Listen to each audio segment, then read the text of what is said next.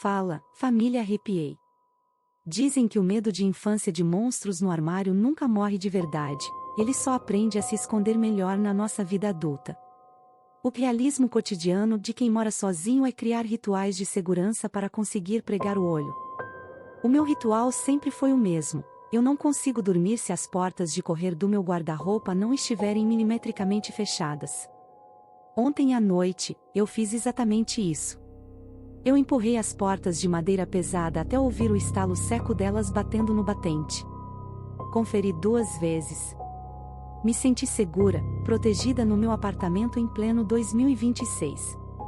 Apaguei as luzes, me enfiei debaixo do edredom e deixei o cansaço me levar. Mas a madrugada tem um jeito cruel de mostrar que a nossa segurança é apenas uma ilusão de ótica. Eram exatamente 3h15 da manhã. O silêncio do meu quarto foi cortado por aquele estalo.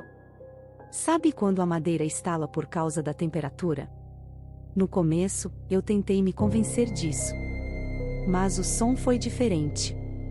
Foi um barulho de pressão, como se algo estivesse empurrando a porta de dentro para fora. Eu abri os olhos devagar, com o coração batendo tão forte que eu sentia o meu pescoço latejar. A luz da lua passava por uma fresta da cortina, iluminando o quarto o suficiente para eu ver o impossível: a porta que eu tinha certeza de ter fechado, estava aberta. Natália, eu fiquei paralisada. O meu cérebro racional começou a lutar contra os meus olhos. Eu pensava: o trilho deve estar torto, a porta deslizou sozinha. Mas não tinha como. Aquela porta era pesada.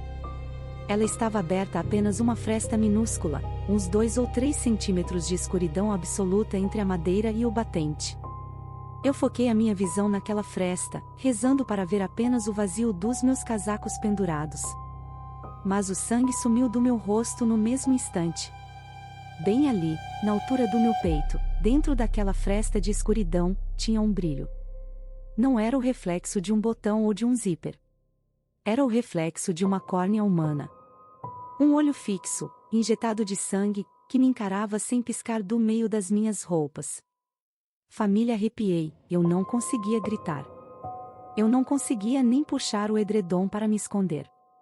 A paralisia do sono é terrível, mas a paralisia do medo real é 1000 vezes pior. E foi aí que eu vi o movimento na parte de baixo da porta. Família, arrepiei. O realismo cotidiano de um apartamento moderno em 2026, com câmeras e fechaduras eletrônicas, te faz acreditar numa falsa segurança. Mas a tecnologia não te protege do que já está lá dentro. Eu continuei encarando aquele olho injetado de sangue na fresta.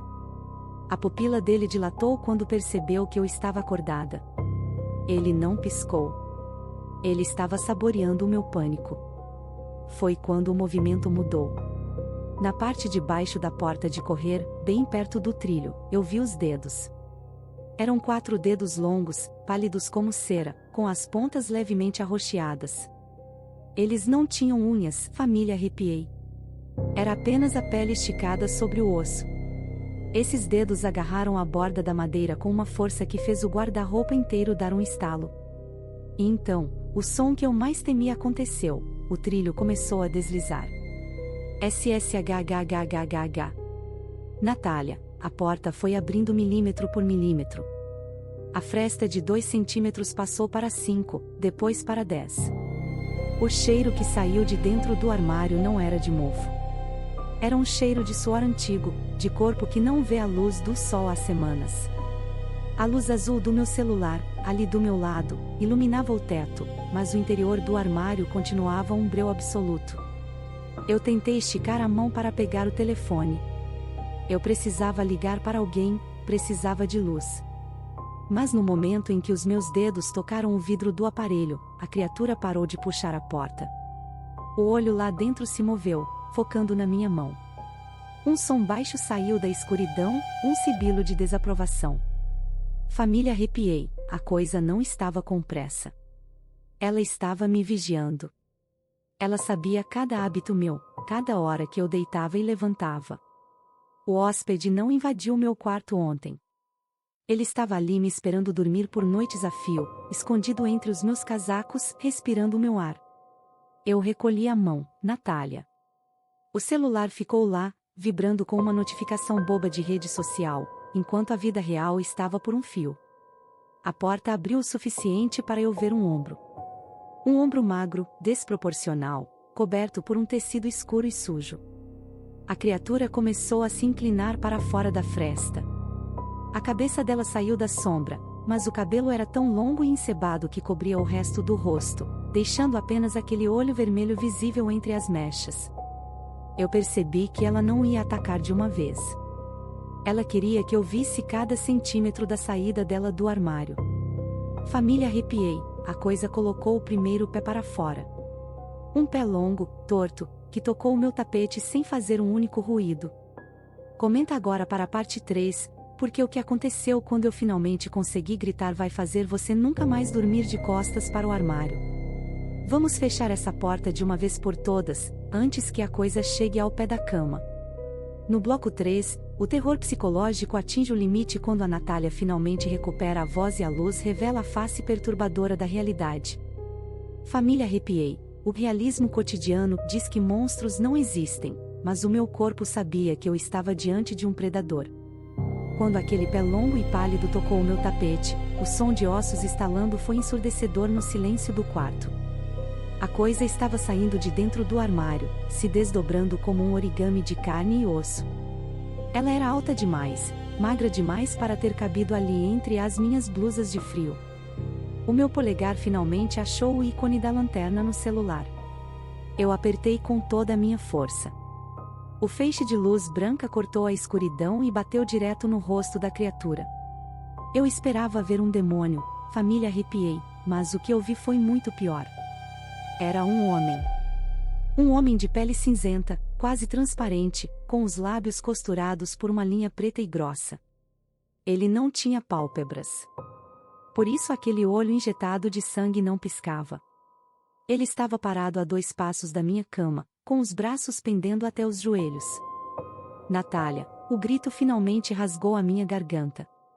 Eu gritei com todo o fôlego que eu ainda tinha, chutei o edredom e me joguei pro outro lado da cama, correndo em direção à porta do corredor.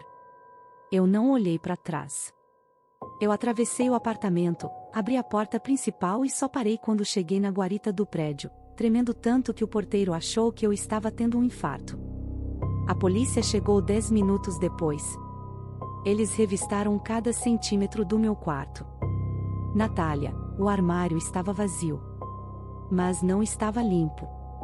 Eles encontraram, escondido atrás da última prateleira, um ninho feito com as minhas roupas que tinham assumido-a nos últimos meses.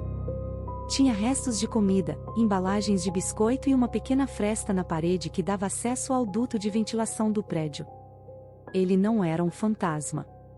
Ele era um hóspede real que vivia ali, no escuro, ouvindo cada segredo meu. Família, arrepiei, eu nunca mais voltei naquele apartamento. O meu realismo cotidiano hoje é conferir o armário de cada hotel ou casa de amigo onde eu durmo. Porque o pior monstro não é o que vem do inferno, é o que decide morar na sua casa sem ser convidado. A lição que eu tirei dessa noite maldita é que o silêncio da casa às 3 da manhã pode ser apenas um disfarce. Se você sente que está sendo observado, confie no seu instinto. Nem todo barulho no armário é a madeira estalando. Às vezes, é o hóspede se ajeitando para te ver dormir melhor. E você, família, arrepiei? Qual é o seu ritual antes de deitar? Você consegue dormir com a porta do armário aberta, ou é daqueles que confere o batente 3 vezes como eu? Já ouviu algum estalo estranho vindo de dentro das suas roupas? Comenta aqui embaixo. A Natália quer saber, você tem coragem de olhar o que tem atrás das suas blusas agora mesmo? No nosso próximo relato, vamos sair do quarto e entrar no silêncio mortal dos corredores de um hospital público. Chegou a hora de conhecermos a história da Cláudia, a enfermeira que cometeu o erro de ignorar o aviso dos veteranos e foi atender o chamado de emergência do quarto 402. Um quarto que, segundo os registros, não recebia um paciente vivo há mais de uma década. Até a próxima, família, arrepiei. E lembrem-se, fechem bem as portas. Todas elas.